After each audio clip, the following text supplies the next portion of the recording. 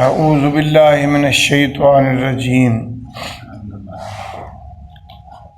بسم اللہ الرحمن الرحیم قالوا سبحانک لا علم لنا الا ما علمتنا انک انت العلیم الحکیم۔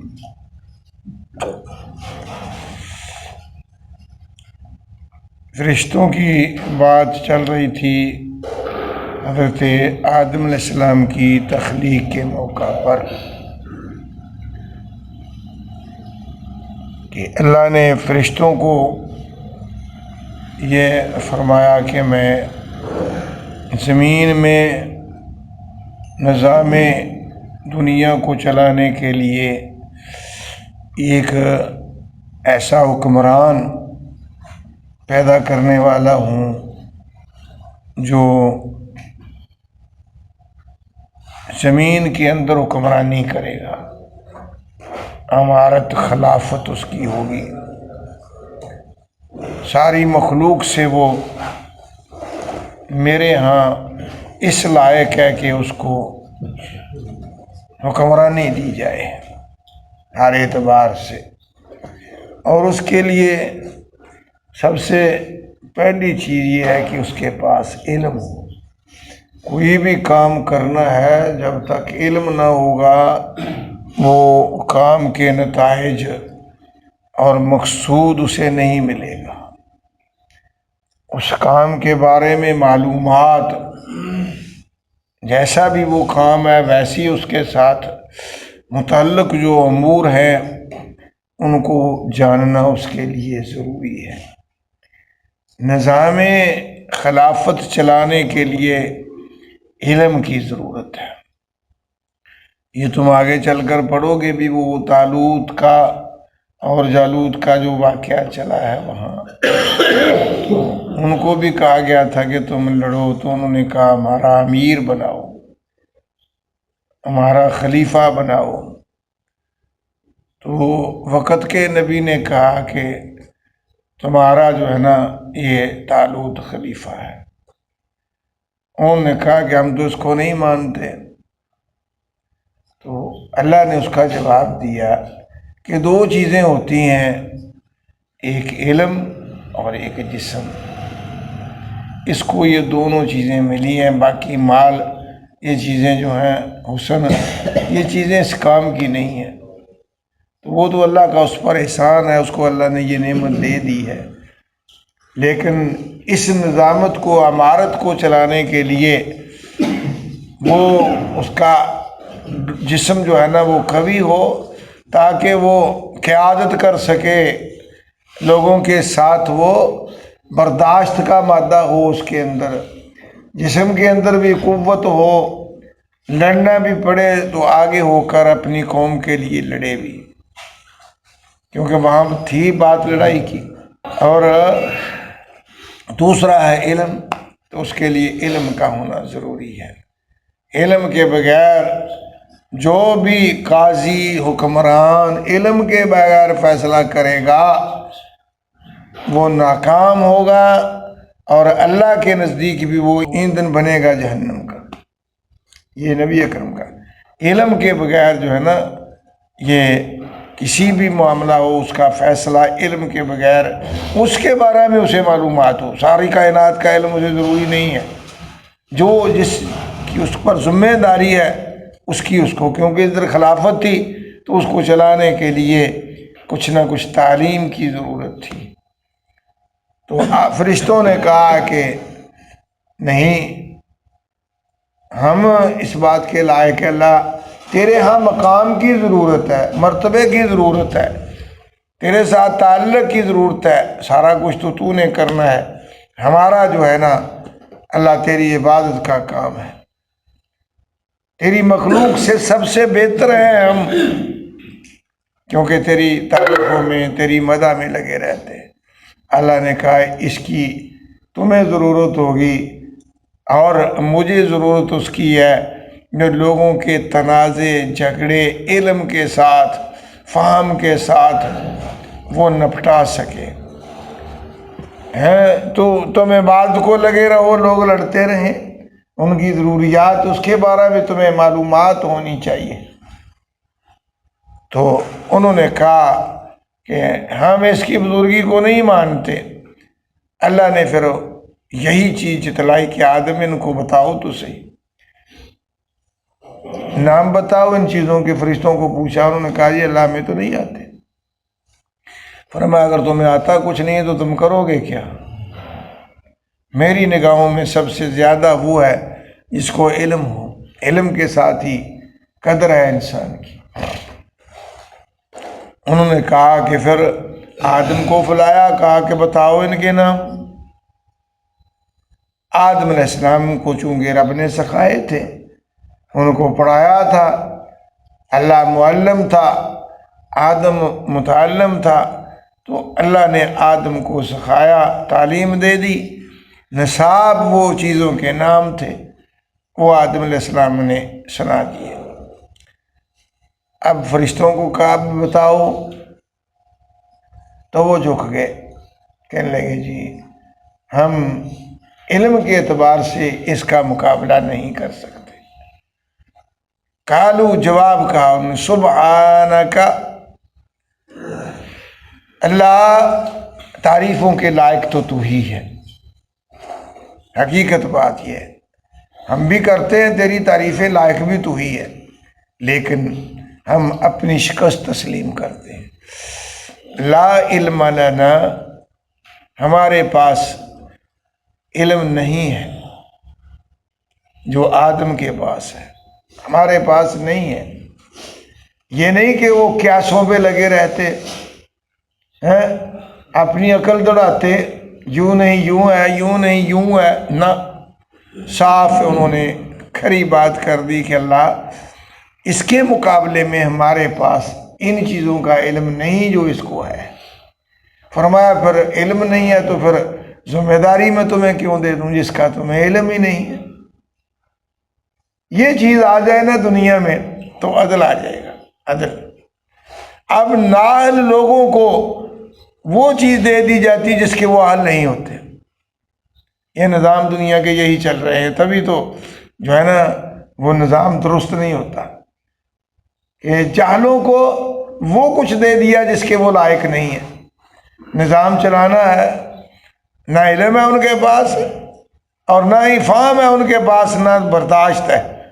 دشمنییں، خلافتیں، یہ ایک دوسرے کی مخالفتیں، لڑائییں، جھگڑے۔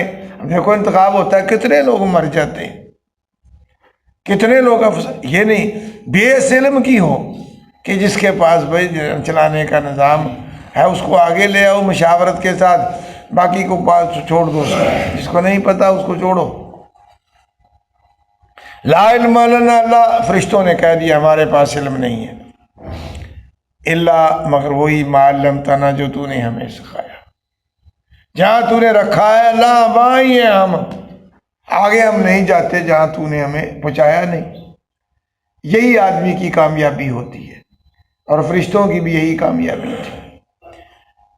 انک انت العلیم الحکیم، یہ دو وصف انہوں نے ذکر کیے کہ اللہ تو ہی، انت بھی اور انکا بھی، یہ دونوں ضمیریں ہیں، یہ تاکید کے لیے لائے ہیں۔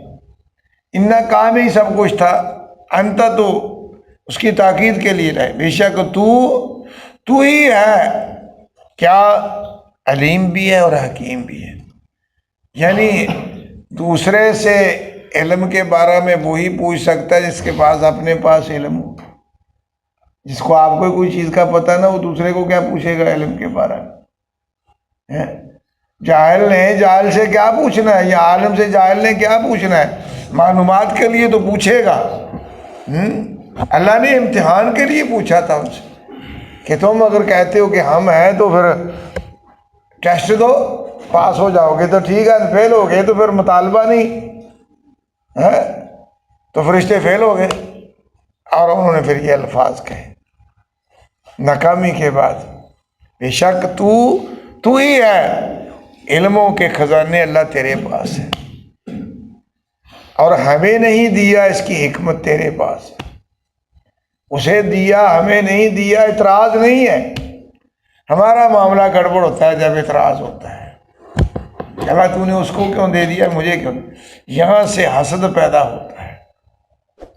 حسد ایک ایسی بیماری ہے، طمع، لالچ، یہ ساری چیزیں پیدا ہو جاتی ہیں، مفاد پرستی، اور یہ انسان کے لیے نہایت مضر اور نقصان دہ ہے۔ اصل کامیابی یہی ہے جس کے پاس یہ چیز حسد نہ ہو۔ جب آدمی رہ جاتا ہے دوسرا کامیاب ہو گیا اپنے علم کی بنا پر، تو دوسرے کے دل میں حسد نہیں ہونا چاہیے۔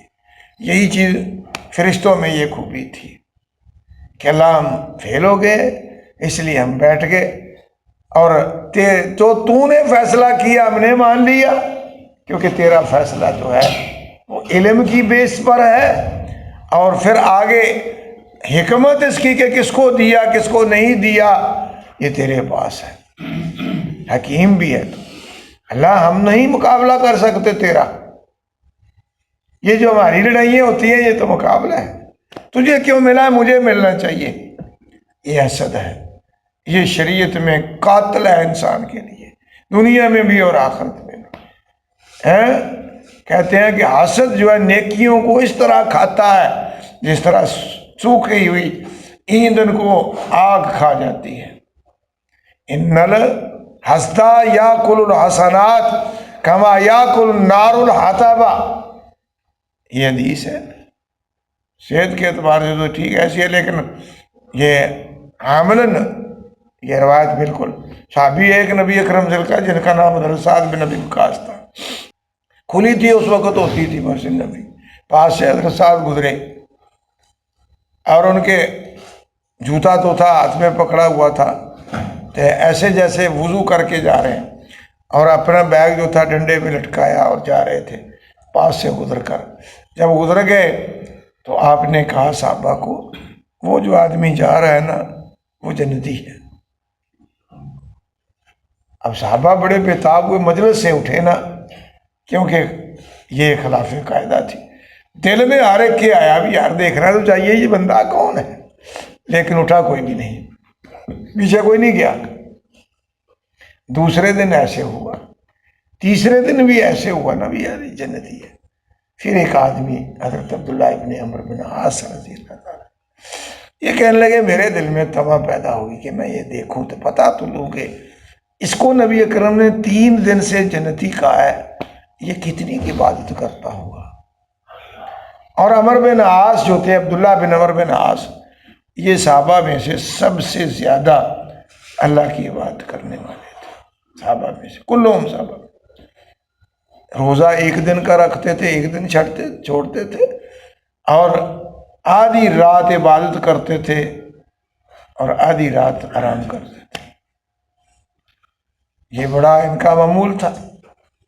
کہنے لگے یہ مجھ سے زیادہ عبادت کرنے والا بھی ہے، یہ اس کے پیچھے چلے گئے۔ اب جاتے دیکھا کہ گھر میں داخل ہوئے، کہنے لگے بات کر دوں جی کہ یہ تو معاملہ میں مختصر کرتا ہوں، میں اس کے گھر میں اب رہنا چاہتا ہوں تو رہوں کیسے؟ بہانہ بنایا، ایک عذر بنایا، ایک تعریض کی، تقیہ کیا۔ کہنے لگے یار میں آپ کے پاس مہمان رہنا چاہتا ہوں، 3 دن کی اجازت دے دو، میرے ساتھ میرے ابو ناراض ہو گئے۔ وہ عمرو بن عاص بڑے چودھری صحابی تھے، تو میرے ساتھ ان کی ناراضگی میں مقابلہ نہیں کر سکتا، تو میں آپ کے پناہ لیتا ہوں، 3 دن کے بعد غصہ ٹھنڈا ہو جائے گا، وہ بھی صحابی رسول ہیں، تو میں بھی ان سے جا کر معذرت کر لوں گا، تیری محنت کرتا ہوں، 3 دن تک مجھے اپنے پاس کسی بیٹھک وغیرہ میں کہیں جگہ دے دے۔ انہوں نے کہا ٹھیک ہے بھائی تو رہ لے، میں تمہارے گھر کا معاملہ ہے، ٹھیک ہے۔ وہ 3 دن رہے وہاں۔ انہوں نے تو اپنے معمول کے مطابق رات کو عبادت کرنی، اور یہ ساتھ ذہن بھی رکھنا، اور اس کی جو ہے نا وہ بڑک لیتے رہنا کہ یہ کتنی کی بات کرتا ہے۔ وہ رات کو عشاء کی پڑھ کے سو جاتے، صبح تہجد بھی نہیں پڑھتے تھے، اور وہ فجر کی نماز جماعت کے ساتھ پڑھتے، یہ بھی ساتھ جاتے۔ 3 دن تک کہتے ہوئے میں دیکھتا رہا بھی کوئی معاملہ ہوگا، لیکن 3 دن کے بعد پھر میں نے دیکھا بھی یہ تو معاملہ، مجھ سے تو بات یہ زیادہ نہیں کرتے، نہ کوئی روزہ رکھتے ہیں، نہ یہ تہجد پڑھتے ہیں، نہ میری طرح یہ قرآن کی تلاوت میں لگے رہتے ہیں، تو معاملہ کیا ہے؟ اس کو اس سے کہنے لگا بھی بھائی میں جا رہا ہوں۔ 3 دن کے بعد کہنے لگا چلو میں چلتا ہوں، میں تیرے باپ کا تیرے ساتھ صلح کرا دوں گا، نیکی ہے مجھے مل جائے گی۔ اس نے کہا بھائی لڑائی لڑوئی کوئی نہیں تھی۔ پوچھا کیا تو نے پھر فراڈ بنایا تھا؟ کہنے لگا اصل مسئلہ یہ تھا کہ تیرے بارے میں نبی اکرم صلی اللہ علیہ وسلم نے 3 دن یہ بات کہی تھی کہ تو جنتی ہے، اور میں دیکھنا چاہتا تھا تیرا عمل کیا ہے، تجھے جنت کی خوشخبری ملی ہے، تو میں نے تو تجھ میں کچھ چیز دیکھی نہیں جس سے میں مطمئن ہو جاؤں۔ اب یہ نہیں مجھے پتا کہ نبی اکرم نے چونکہ تجھے کیوں کہا، نبی نے یہ بات سچی ہے، لیکن مجھے اس بات پہ حسرت آتی ہے کہ میں اتنی بات کے باوجود یہ تغمہ نہ لے سکا۔ اس نے کہا اب میں تجھے بتاتا ہوں کہ مجھے نبی اکرم نے جنتی کیوں کہا ہے۔